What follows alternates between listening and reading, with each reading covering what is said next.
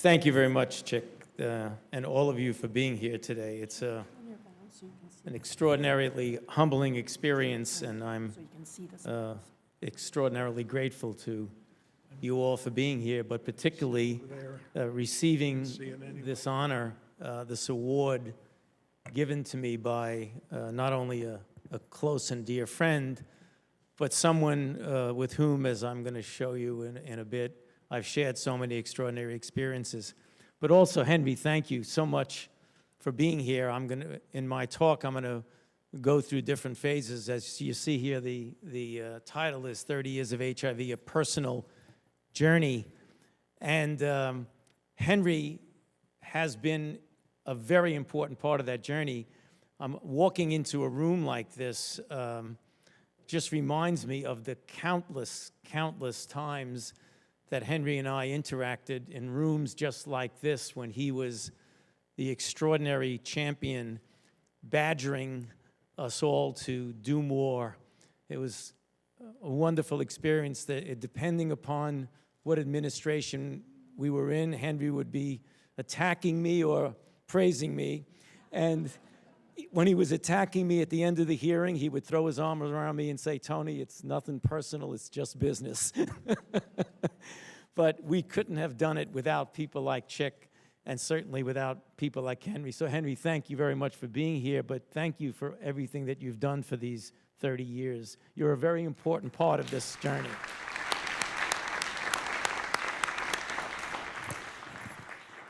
So I was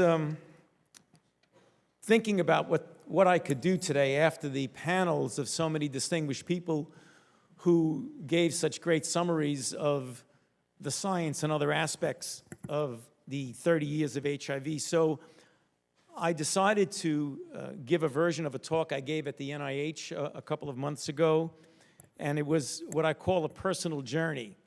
And it is not an attempt to go through every scientific advance, but really to give you an example of what it was like from my standpoint, how I came about it. I often get asked by my fellows and students and residents and people who come into contact with us, how this all started. What were you doing? How did it happen? Because to them, it's almost like a historical phase in the past that, although they are interacting with and seeing HIV/AIDS, which is very much with us now, they just don't get a grasp of what the personal aspect of it was if you were there. So that's what I'm going to try and do over the time allotted to me. So we have a number of physicians in the audience, and I, as a physician, started off like many of you had.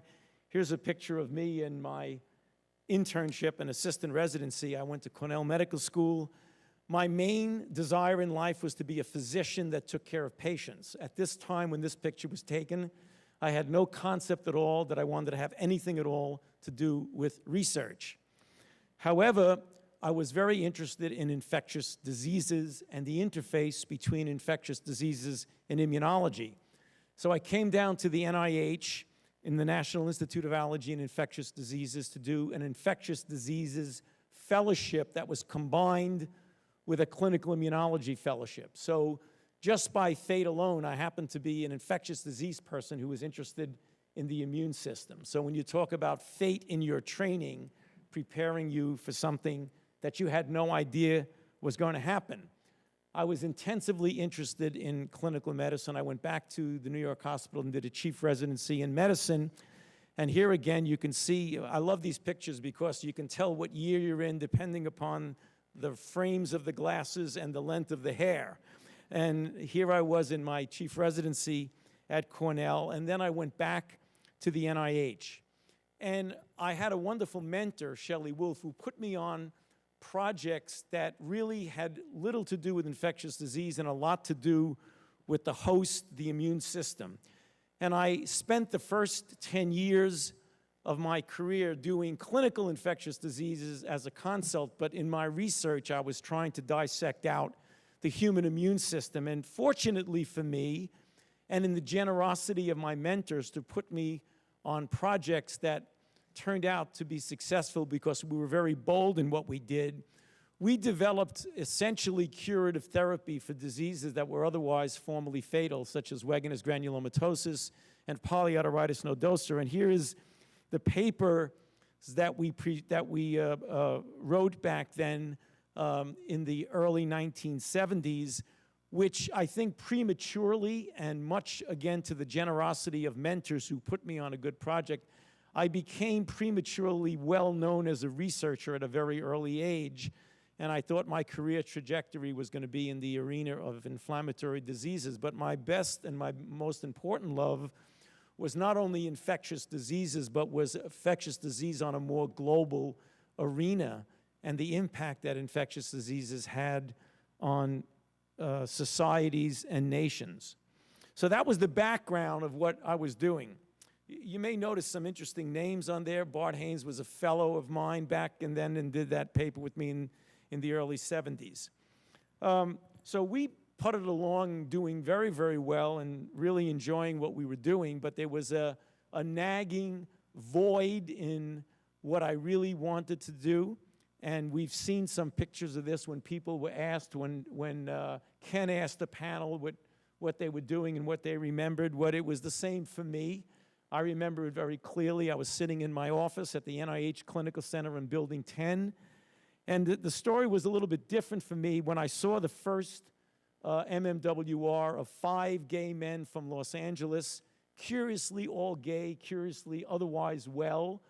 As an infectious disease consult over the previous 10 years, I'd seen a lot of PCP because I was the infectious disease consult for the Cancer Institute who were treating people with chemotherapy, for which there was a certain percentage of them that developed PCP. So I was struck the way we all were.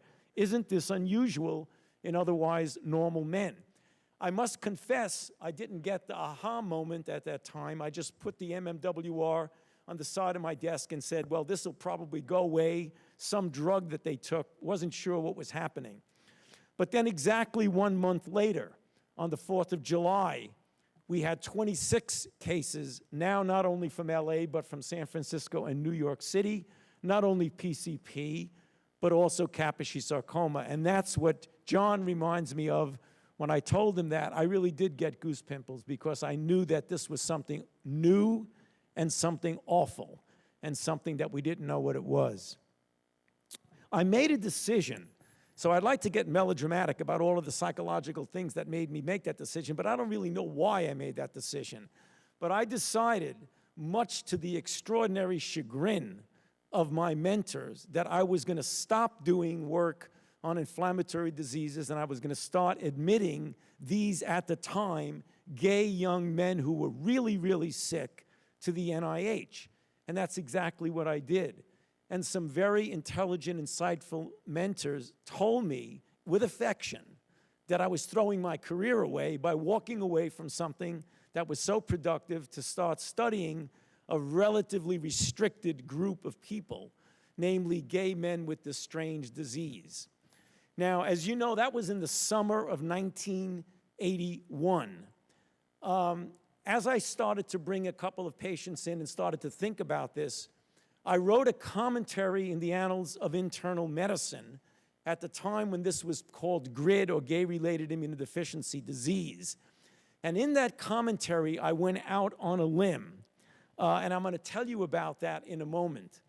We had, at the time, a laboratory, which was my lab, the Laboratory of Immunoregulation, and I decided that I was going to tell the people in the lab that this was the direction of the lab that we're going. Would you like to join me? There was one person that did like to join me, and that was Cliff Lane, and said, I came here to study B cells with you. You want to study HIV? We'll study HIV. So we had one fellow who was an excellent clinician, and myself, and we had to get, at the NIH, you just don't bring in very sick patients, so I went to the intensive care unit director, Joe Perillo at the time, who was a student when I was chief resident, and I said, I'm going to bring in some really, really sick patients. And he said, well, if you do that, you're going to have to get your own person to do it because I have enough things to do with the NCI patients. So what we did is we brought in Henry Mazur, and for those of you who don't know, Henry was at the Cornell team that was the first author on the first New England Journal of Medicine paper that came from New York City. So I brought Henry down. We convinced him to join the group, and this was the first HIV/AIDS group. I don't even want to call it the first HIV/AIDS group because it wasn't HIV then. It was the first AIDS group or GRID group at the NIH. It was Henry, Cliff, and I, and we began bringing patients in. Now, people say, why did you do that? Why did you mobilize that? So here's the paper I wrote in December of 1981 that was published in June of 1982. It was very prophetic. At the time I wrote it, I was a little anxious because I was getting a lot of criticism from the classic infectious diseases people about how you can be alarmist about this disease that was so restricted. And if you look at the quote, is a quote directly from the commentary, because we don't know the cause of this syndrome, any assumption that the syndrome will remain restricted to a particular segment of our society is truly an assumption without a scientific basis. And this was at the time when there was literally hundreds to 1,000 patients reported, not the millions of patients that we have now. And unfortunately, that became true. This slide is a sort of a memory lane for many people in the audience, just a series of MMWRs that go from Haitians to hemophilia, to transfusions, to infants, to heterosexual partners. So within a period of just a few years from that early summer, and just 2 years from the commentary that I wrote in the Annals of Internal Medicine, unfortunately for everyone involved, it became true. And you've seen some pictures on the video of me and my colleagues making rounds. This is a picture of us in the summer of, the fall and the winter of 1981. We were supposed to be doing research, but we spent so much time taking care of the sick patients that we didn't really spend much time at the bench. So there was no HIV, and we were doing B-cell immunology. So Cliff Lane, who was my primary fellow at the time, I said, let's look at B cells in these patients with GRID. So we did. And this was a paper that is an interesting paper because inadvertently, we stumbled upon the first evidence that hyperimmune activation is the driving force of HIV replication before we even knew it was HIV, because the paradox of this paper was if you have an immunodeficiency disease, how can you have hyperimmune activation? It seemed to be paradoxical. We all recognize it now. We also were able to describe the first T-cell defect in HIV, which was a defect of the antigen-specific cells, which ultimately turned out to be the memory cells. So for the rest of the time, I'm not going to tell you anything about the research that we did, which is kind of fun for a meeting on pathogenesis, but I'm going to talk to you a little bit about things that I think would be more interesting to you in the form of how things evolved historically. So I hated administration when I was doing just clinical work and bench work. But I soon became clear to me that in order to have a broader impact other than the patients that I was seeing for 10 hours a day on the wards, that I wanted to have a little bit more impact on the field of infectious diseases. So I did something that I think 10 years prior I would have told you there's no chance in the world. I accepted the job when it opened up as the director of the National Institute of Allergy and Infectious Diseases, only on the guarantee from the Assistant Secretary of Health and the director of NIH, it was Ed Brandt at the time, that I would be able to keep my lab and continue to see patients, which interestingly, no other NIH director up until that point was even allowed to do or thought about doing. And I said, that was the deal. They accepted the deal, and there I went. Now, this is one of the pictures that was shown on the video. And the reason I show it is that it introduced me to a world that I had never been in before. And it's kind of scary when I say, when I walk into a room like this, it's like walking into my living room or my bedroom. We counted from my ledge office the amount of times that I testified before the Congress, and it's over 200 times in rooms like this. So when I walk in here, so people come down and they visit Washington, they say, a hearing room. This is kind of like a playroom for those of us. A lot of important things happen in this room. But probably the thing that was the most influential that I want to spend just a few minutes talking about, and it was alluded to by several others, is the whole issue of interacting with presidents and the interesting history of what goes on behind the scenes at the executive branch. Well, we all know, and many people blame President Reagan for not being very vocal in calling attention to HIV in the very beginning, in HIV/AIDS. And that is correct. And I think if you want to have a valid criticism of him, he certainly could have been more proactive in joining the few of us around. And I particularly look at Jim Curran in the audience. And Jim, thank you for being here, because Jim remembers, although he himself did not get out in the front of the TV until Elizabeth Taylor essentially kicked him out and said, say the word, that he allowed Jim and I and others who were involved to go out and to really explore this in a way that was very aggressive, going to the bathhouses, going to the crack houses, and trying to find out really what was going on and encouraging the research. So I'm not trying to exonerate him, but he wasn't as bad as people thought he was. Things turned around a bit when George H.W. Bush, when he was vice president, decided that he wanted to run for president and knew that HIV was going to be a big thing. So he called up the secretary and said, I want to visit the NIH. I hear there's this guy Fauci there that's doing all this HIV stuff. So we came to the NIH, and very lucky for me, we developed a very strong bond of friendship. For any of you who know anything about George H.W. Bush, he's one of the warmest people around. So he came, I showed him the patients. He was convinced that this was something that we needed to accelerate if he became president.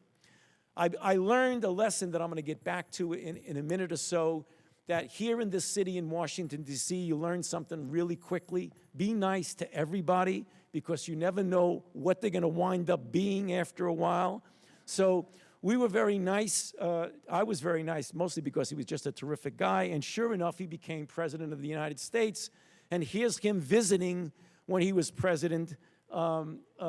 One of our wards, the person on the far left, some of you may recognize as Sam Broda, the person who was so deeply involved in the development of AZT.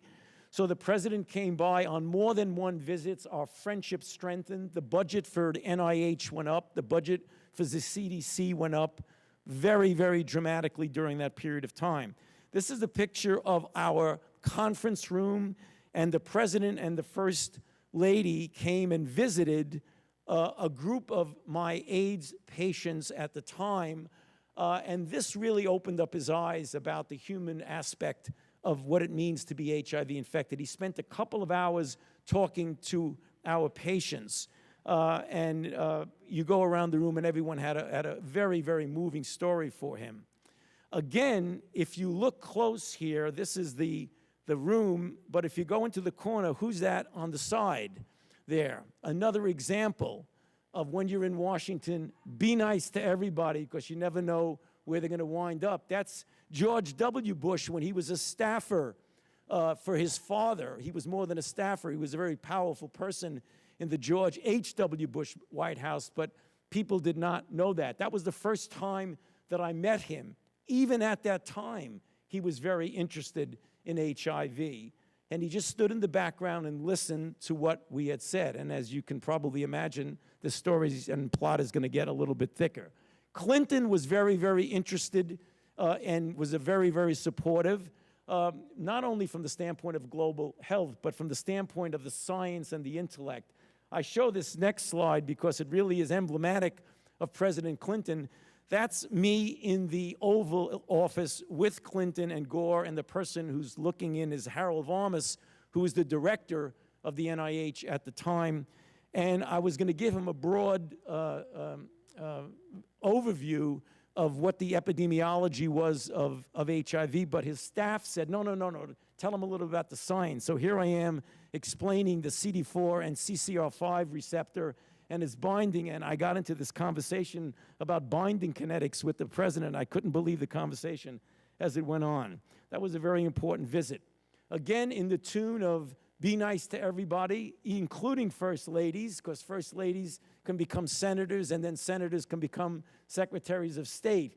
And in both of those capacities, the First Lady was extraordinarily helpful, became a very good friend, and was very influential in a number of things that went on subsequently. George W. Bush, when he became president, I'm going to get into that in a moment when we talk a little bit about the extraordinary impact that this president has had on global HIV/AIDS. And of course, our current president, Obama, who is clearly interested in HIV, even in the context now of a broader global health initiative. So, with that as an introductory background, you know the numbers. It went from those few cases to the now 65 million people who had been infected, 30 million of whom died. And the numbers are still staggering, which is the reason why we're still talking about it. We have 2.6 million new infections a year, 1.8 million deaths. The NIH funding has been extraordinary. The NIH, since the beginning, has spent $45 billion on HIV research. The NIH budget is about $30 billion, about $3.1 billion of which is for HIV, so about 10+% of the NIH budget is now on HIV/AIDS. That could not have been possible without the support we got from people in this Congress and from a variety of presidents, regardless of which party that they were in. The advances in HIV science have been spectacular. I could spend the entire time talking about each of those, but the one that's important, I think, is what we have been talking about a lot this afternoon, is the treatment of HIV-infected individuals. And you've heard a little bit about that journey. It was really quite extraordinary. Again, this is a picture of me making rounds in the early 1980s. Remember I told you that I had been involved in the development of essentially cures for otherwise formerly fatal diseases like Wegener's granulomatosis and polyarteritis nodosa. So I was in the mode of most of the patients I came in thought they were going to die. We gave them our protocol. They walked out of the hospital, and we were all heroes, hugging, everything is great, you know, you're a wonderful person, et cetera. Then I went for several years of virtually every single patient I saw died. Not everyone, there were some exceptions, but virtually everyone. So when I describe that, as many of you looking around the room experience, as the truly dark years of my medical career, because they didn't come in until they had advanced disease. So you probably saw them 10 years after they got infected on a median, and the median survival was 6 to 8 months. Now, then things started to happen. The first study, as you know, the now classical seminal study in the New England Journal of AZT, it was approved in the fastest a drug has ever been approved. We were elated for about 6 months to a year until it became clear that resistance set in, and what became clear to everybody, and Marty was one of the real pioneers in that we had to go with combinations, and we did. And what happened is that by a combination of basic science and delineating the targets, by studying the viral biology and its replication cycle, those targets led to the approval of now more than 30 drugs that used in combination have totally transformed HIV. And in fact, this is one of the papers that's proof positive of that. I told you if somebody walked into our clinic or our hospital in 1981, they had a median survival of 6 to 8 months. If the same 25-year-old walks into any of our hospitals now where there's drugs available, and they get early diagnosis of HIV and you start them on therapy, you can mathematically model that they will live at least an additional 50 years, 50. That's one of the most incredible accomplishments in the link between biomedical research and the development of a product or products and a treatment regimen for any individual. So I can't talk about treatment without just spending a couple of minutes on the role of activism of HIV. You saw some of the slides in the video. It was an interesting experience for me because I've been telling you about things that I never would have expected when I was a resident or chief resident at New York Hospital. One of them was the interaction with the community, which, as some of you may know, it's different now, obviously, but scientists are extraordinarily snooty when it comes to the community. Like, they know best, and you don't even talk to them, certainly not before the fact, maybe after the fact. Well, that was in a situation that was unlike what we saw with HIV. So I'm going to tell you a really brief story about this. Is a picture of of a very good friend of mine, Larry Kramer, who on the same day can be your very good friend and be your extraordinary antagonist and nemesis. For those of you who don't know Larry, he's an extraordinarily talented playwright and author, wrote in the 1970s the book, The Faggots, which if you haven't read it, you should read it, because he described in the 70s that the gay population were headed for serious problems because of the explosion, having their newfound sexual freedom after the Stonewall riots, and now having open access to essentially unlimited sex. He was maligned by his gay colleagues because of that. He then went on and also, during the HIV/AIDS epidemic, wrote a couple of plays, The Normal Heart and The Destiny of Me. The Normal Heart just won 3 Tonys in New York for, it started off in Greenwich Village. And The Destiny of Me, which fortunately or unfortunately, I'm a character in the play, which he called Tony Della Vita, for Tony of Life. And I'm his doctor in the play, so you can imagine how he destroys me in the play. So if you see that play, don't go to that play. Well, that was the good part, but let's tell you how Larry and I got really introduced to each other. Remember when I told you that in the early years, when Jim Curran and I were out talking about HIV and Reagan was quiet, we were the face of the federal government. So my picture was in the newspapers, I was on TV, I was on radio. So when people thought of the federal government, they thought of me, they thought of Jim, they thought of others. So Larry Kramer wanted to get attention to the federal government. So he wrote this in the magazine section of the San Francisco Examiner in 1988.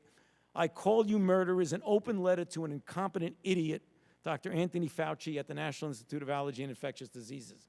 So that was what's called the mode of activism of getting your attention. So he definitely got attention, as did many of the others. But what Larry didn't know is that at that time, for one reason or other, I was reading and listening to what the activists were saying. And if you separate the confrontation in the theater from what it was they were saying, they were making absolutely perfect sense, in that we were developing a research agenda of clinical trials without even involving the community in making it user-friendly enough to adapt to their needs, because this was unprecedented. This was a disease with no hope and no therapy. This picture was shown on the video. I love this picture because they're demonstrating in front of the FDA. They were early on in their career. They were young and they were not as experienced as they ultimately got.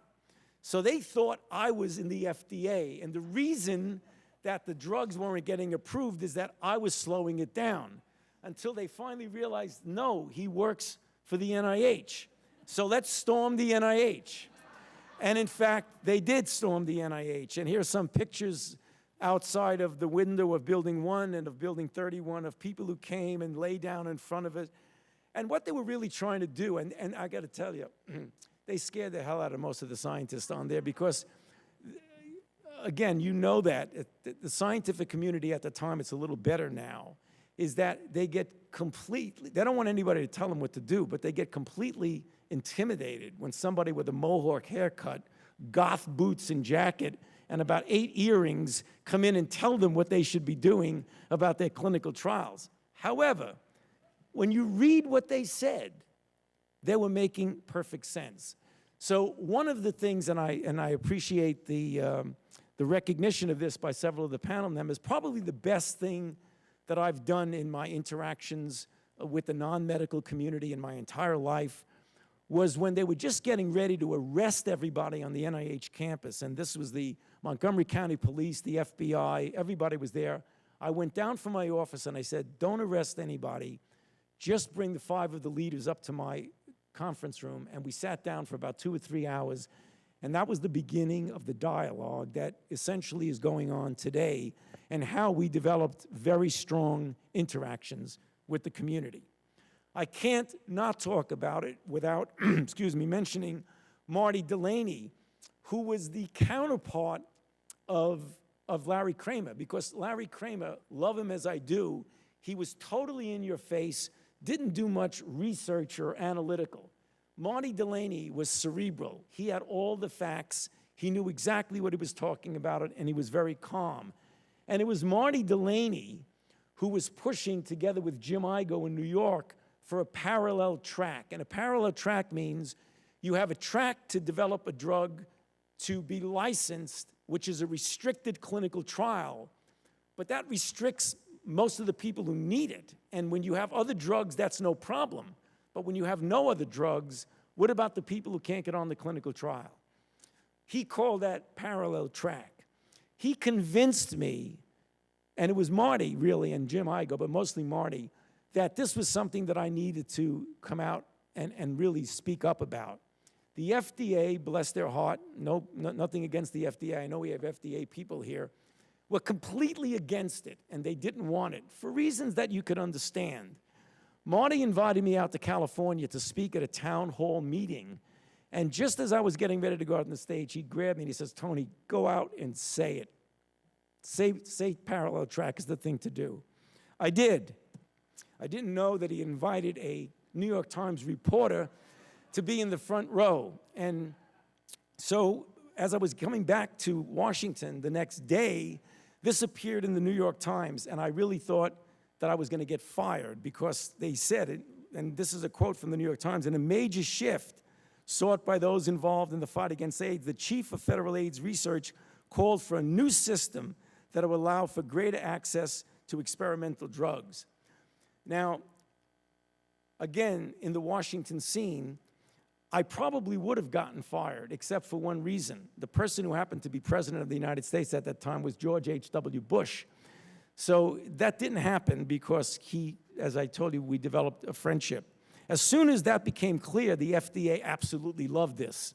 This was it, and the FDA came and says parallel track is the right thing to do. That's the true story of how parallel track came about.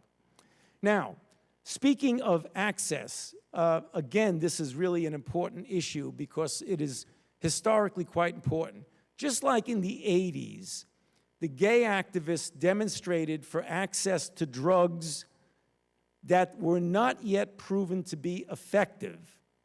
In 2000 and beyond, the people in the developing world borrowed a page from the playbook of the USA activists and were demonstrating for access to drugs that they knew were life-saving. And that's what went on with an absolute watershed in the Durban meeting in the summer of 2000, when it became clear that we should be able to get access. But as Mark Dybel mentioned, people were saying, well, you can't really do that in Africa. They won't take the drugs. They won't be able to do it. So let me just give you a quick sketch. Mark mentioned it about the birth of PEPFAR. In the spring of 2002, President Bush sent Tommy Thompson and I and a group of other people to Southern Africa to determine if there was any way that we, the United States of America, could be helpful to countries that had lesser resources than we did in the arena of HIV/AIDS. We went to a number of countries, looked around, and what was happening back then was that there were pockets of people like the AIDS Service Organization, TASO in Uganda, like Peter Mugenyi in his own clinics, who were actually showing that if you gave drugs to groups, they could get it to people. So this assumption on our part that it couldn't be done was an assumption based on no evidence. We just assumed that it couldn't be done. So here is a picture of me making rounds in a hospital in Kampala, and the deja vu that was so painful is that these African doctors around the bed were the Tony Faucis and the Marty Hirsches and others and the Roger Pomerantzes of 1981. Now it's only 2002 because their patients had HIV/AIDS, but they didn't have any drugs to give it to them. The only thing they had was some antibiotics, some antifungals, and that was it. So we went out and they proved to me, this is a picture of a girl, 18 years old, on a motorcycle, who was delivering drugs to the village and giving it to the people who were HIV infected, who understood their illness. Make a long story short, I came back. The first thing we proposed to the president was the $500 million mother-to-child transmission program.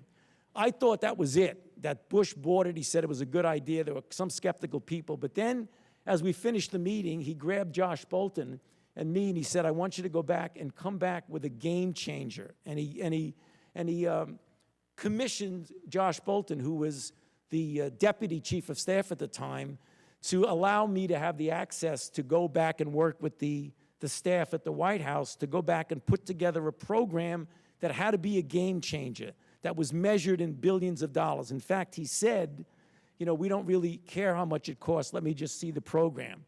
So for the next several months, we went back and forth and did that. And now I want to show you, this is a picture of my lab.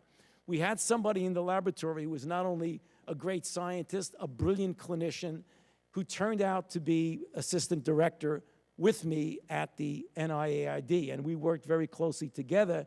And when this happened, this opportunity of putting together a model, I did it for a while, but then it was clear that I couldn't do it alone. And Mark stepped up to the plate and with extraordinary energy helped model what the best, and Mark and I still joke about it. Now, we went back and forth to the White House dozens and dozens of times from the spring of 2002 until the winter.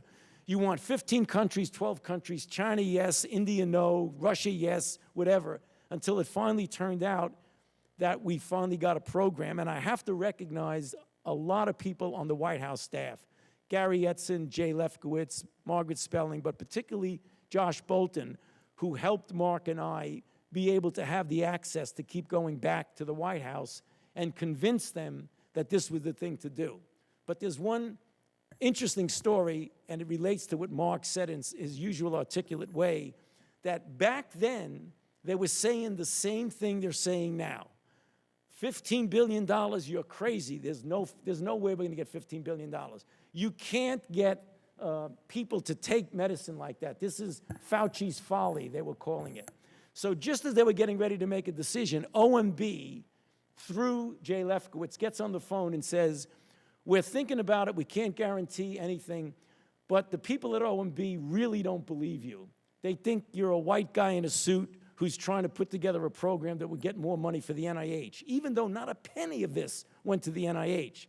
So they said, we need some proof. We need you to call 4 people to come down and convince OMB that they know that what you're saying is true. And these are people that have to be in the field and doing it, not a guy in Bethesda.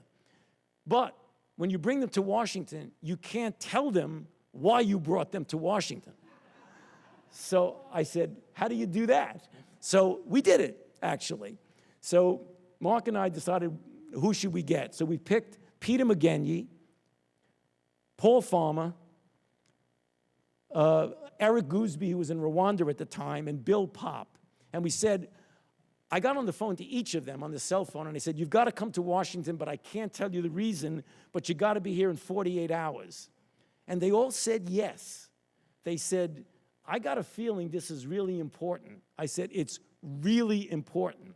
So I promised the people in the White House that I wouldn't tell them why they were going to the White House. I would just usher them there and not prep them. What are they, crazy? Do they think I'm not going to tell them why they're here?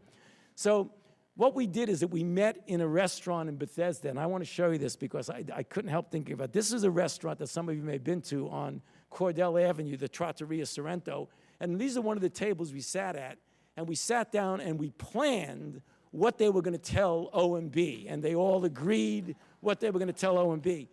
This reminded me of the restaurant in the Bronx where Michael Corleone shot Solosa the Turk and the police cap. Looks just like the restaurant. It was on the way up. I sat against the wall. So then the president announced it, and here it is in the State of the Union address, and we were all really extremely excited about that. Now, whenever you mention PEPFAR, and I know he's very modest about it, but you have to say the fact that, remember, Mark went for someone who was in the lab, a great clinician interested in global health, who helped me in an indispensable way with putting PEPFAR together, who became the ambassador and done a phenomenal job as ambassador. So I think we should give him a round of applause. I hated to lose him, but what he did was well beyond anything that we could have done at the NIH.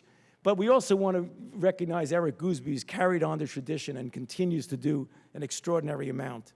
The results of PEPFAR, again, I want to not go too long. I just want to bring to your attention what you already know. The results have been spectacular. It can be done. It works. Together with the Global Fund and other philanthropies, there's now 6 million plus, close to 7 million people who are receiving life-saving therapy. That's the good news.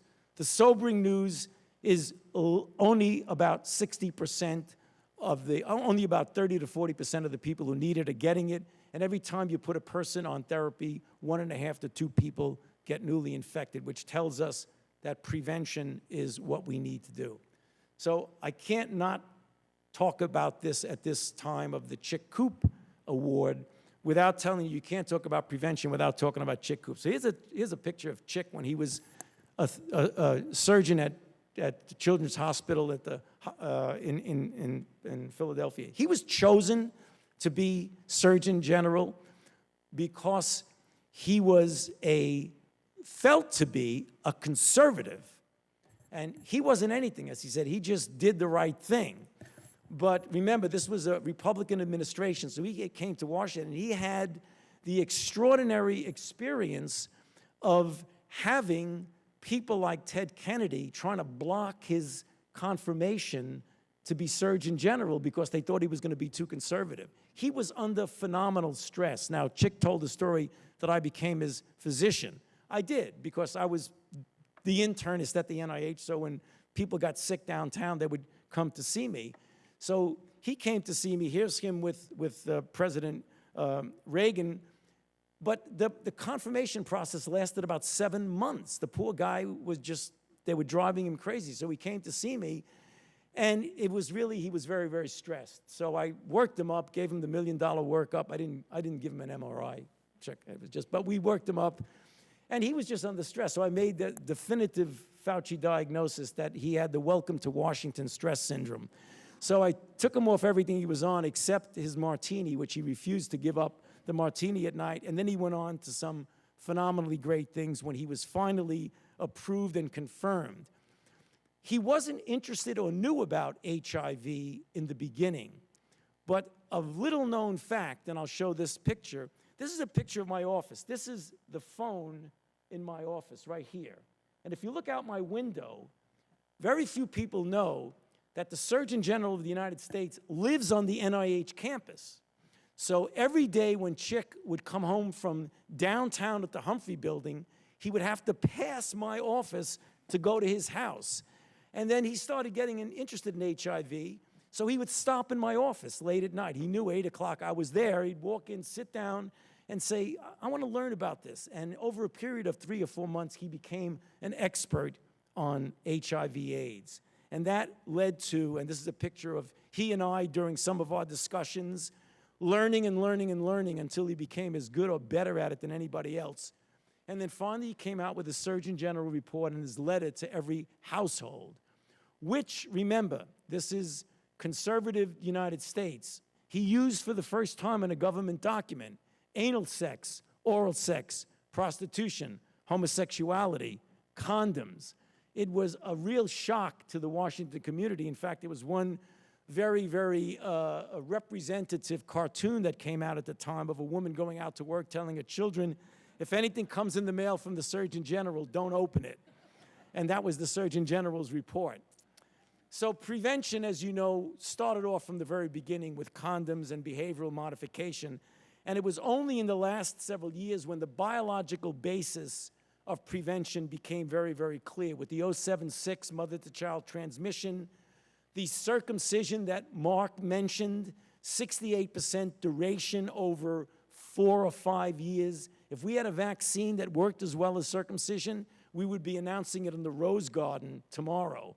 So implementation is important. Topical microbicides, critical.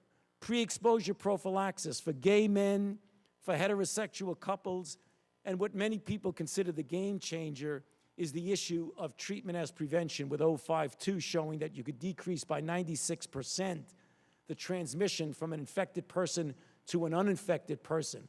And as I often say, you argue about because this was a discordant couple, in my definition, a discordant couple is an HIV-infected person who has sex with someone who isn't HIV-infected. And this just tells us right now that treatment now becomes an important part of prevention. Vaccine studies, we've had some exciting findings in the last couple of years with the RV144 study that took place in Thailand. I don't know if, Jerome is here, and Nelson Michael and their colleagues played such an important role in this. The recent discussion in Thailand about what may be correlates, or at least some important hypothesis to build on, some phenomenal analysis that was done. Peggy Johnson and I just published a paper in the New England Journal in which we looked forward ahead at some of the multiple possibilities of how we need to induce the immune system to do something that it doesn't do naturally. And we're going to do that by structure-based vaccine design, where certain epitopes that we know bind neutralizing antibodies, like those delineated on the slide, with the big challenge to turn the neutralizing epitope into an immunogen. So what we're left with now is, again, as Mark said in his remarks, we have now the tools with combinations of preventions in which the tension between treatment and prevention is no longer really a viable argument, because treatment is prevention, and that's the reason why even without a vaccine, we have the tools at our disposal to implement it. And this is the point that I made at the meeting in Rome just a couple of months ago, when I was asked by Science Magazine to give a commentary on where I thought the AIDS pandemic would be going vis-a-vis what our goals should be over the next few years. And the message that I made then is the message that I'll make now, is that we now have the scientific advances. And I couldn't say it any better than Mark said it in the panel, is we have it in our hand. It's up to us to implement them. And that was really the quote that I take in this final slide from the science editorial I wrote a couple of months ago. We have an unprecedented opportunity. It's no longer guesswork. It's no longer hand-waving. It's based on solid scientific data. We can control and ultimately end the AIDS pandemic. Major investments in implementation now unquestionably going to save even greater expenditures in the future. If we don't do it now, it's going to become more difficult if we do it next year and the year after.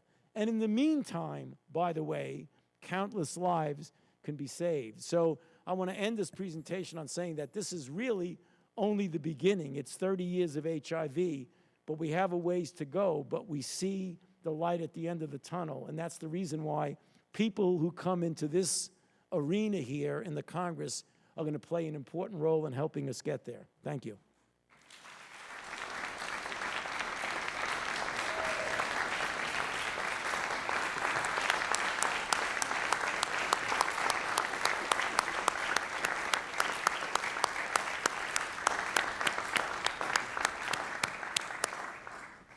Thank you, Tony. You're the only one that could give this talk, and it was just absolutely terrific hearing about your personal journey through these 30 years, and we look forward to continued leadership from you in this arena.